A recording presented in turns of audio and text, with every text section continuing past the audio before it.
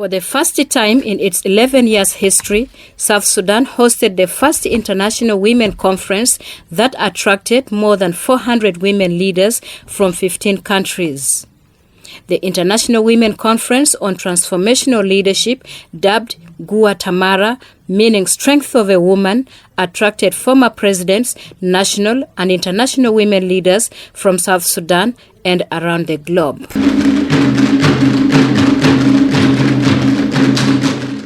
My government and I are proud and honored to host this International Women's Leadership Conference.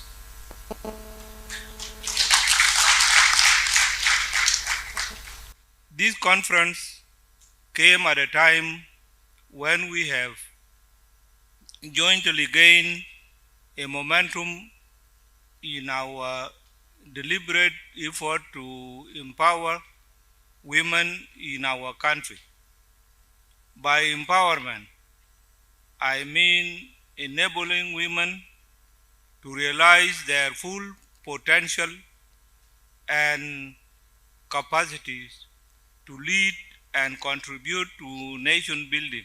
For the first time in our brief history as a nation, South Sudan is hosting an incredible number of women in leadership, from former heads of state and government to entrepreneurs and activists, academics, artists, policymakers, humanitarians, and revolutionaries from all walks of life. This is your journey. This is only a stop, a temporary stay in your journey. This is not where we're ending. This is only an event along the distance that you are traveling to a developed South Sudan. We are here to support you. We are here to tell you that we see the struggle you started years ago and want to encourage you to continue. Because until every woman in South Sudan participates in the development of South Sudan will not achieve the fullest development potential. Coming out of that resolution will be concrete actions. This is about action. This is about action. This is about action. Taking the strength of a woman and putting it into action. It's not about a document. It's about action. Tamara. Tamara. And I want to encourage you and ensure you that we have our hands on the throttle to ensure that we don't stop the train here. It continues on that distance to where South Sudan is going. The recommendations are for all of us. And I want to ensure you, on behalf of the UN country team, on the development side, on behalf of the humanitarian country team, and on behalf of the peacekeeping mission, that we stand with the government, with the women of South Sudan to say that we see you, we hear you, and we support you. Guwa Ta Mara. Let's be fearless. Today, about 160 years later, here we are in Juba at the closing of the Conference on Women's Transformational Leadership. Now, what did I take out of three days? I could talk long, but I won't. I restrict myself to 5 points. First, about transformation. It's a word I struggled a little bit with in the title of the conference. Transformation is a process. It is a journey. The transition and transformation that South Sudan is in is a process. Women's transformational leadership is an integral part of it. It is based on a capacity to think about women leadership as a springboard for growth and positive change. This conference has put South Sudan on the map.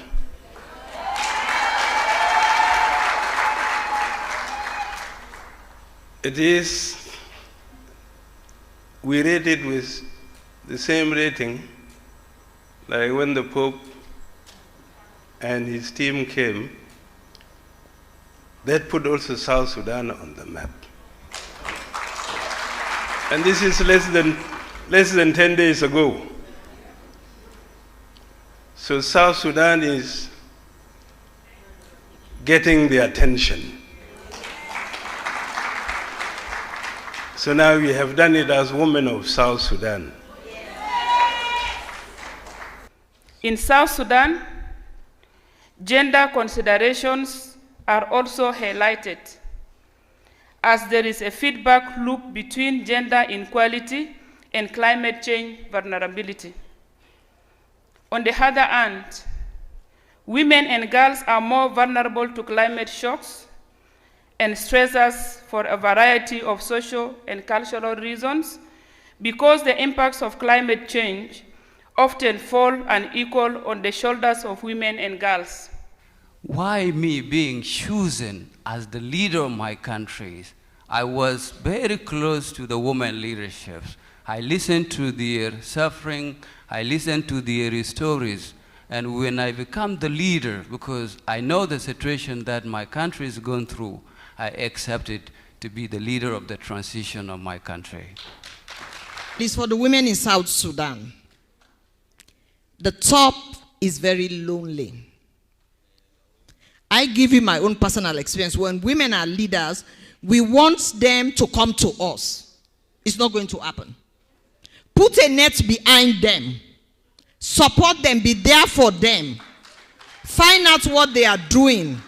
You have, because they are fighting so many demons and battles. I mean, if you are the Minister of Gender, the Minister of Finance will not give you money.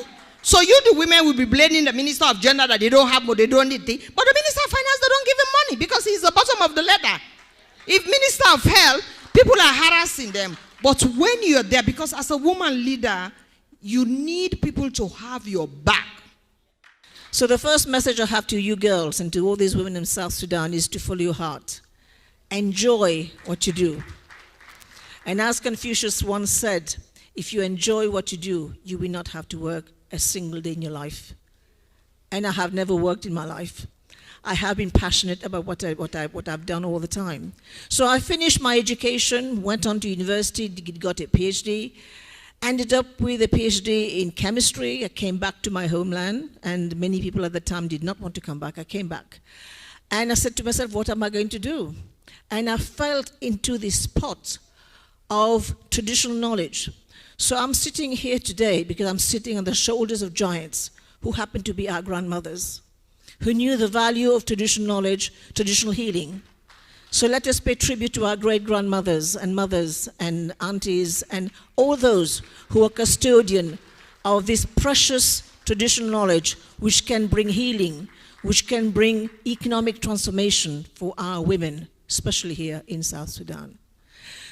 Women's economic and political empowerment is central to realizing women's rights and gender equality. Women's economic empowerment includes women's ability to participate equally in existing markets, their access to and control over productive resources, access to decent work that is paid, access to internet, control of their own time, their lives, and their bodies. We must shine as women leaders, mothers and sisters across the board. I confirm to you that our country was having fewer women at the top echelon of the country leadership a decade ago. That was what women representation looked like then. Today, we have a sizable number of great women leaders at the country top leadership. For instance, Her Excellency, Mama Rebecca Nyandeng de Mabior. Women to be at that table, you need to move away from the whole idea of men make war, men should make peace. Peace is not just about militarism. Peace is about all of those conditions that make everyone feel like I belong to South Sudan and I need to be in there. One of the first things I would like to remind you of is that building peace is not just about the revitalized RCS. The revitalized RCS is the foundation. It is your floor, it is not your ceiling. And that peace process must take place not just at the level of track 1 mediations, which is when you talk about the high-level mediations with senior political leaders. It must happen at track 2, it must happen at track 3, it must be a continuous basis, on a continuous basis, because peace is made at the community level. The case for integration of women in peace processes, if we want to make these sustainable, is already made. So my call is for all organizations. The United Nations is already convinced, but all other involved organizations, donors, civil society, to call for women yourself, even if they don't come. Because it's the only reason why the peace can be sustainable. One of the things that we have been grappling with women is the issue of the fact that within what we call our humanitarian settings and humanitarian processes, oftentimes the voices of women and girls is not there, whether as victims, unfortunately, not yet survivors, or as survivors, as IDPs or as refugees. And as a result, in dealing with conflict situations, you will be amazed at how difficult sometimes it is to get the sexual and reproductive health and rights of women and girls respected and given attention to, and resources and services during and after conflict. Accountability, the issue around accountability. The warlords, in fact, were in the transitional government. The warlords, someone are elected, they empower the imposition, and they go around boasting. So the issue around accountability was never addressed. So you see that now being transformed into our post-conflict situation where you see now women carry trauma were all being properly healed. In the past, I feel, because interacting with me at the community level, you see the trauma being passed onward to the children. The children are also traumatized, and that was not taken into consideration.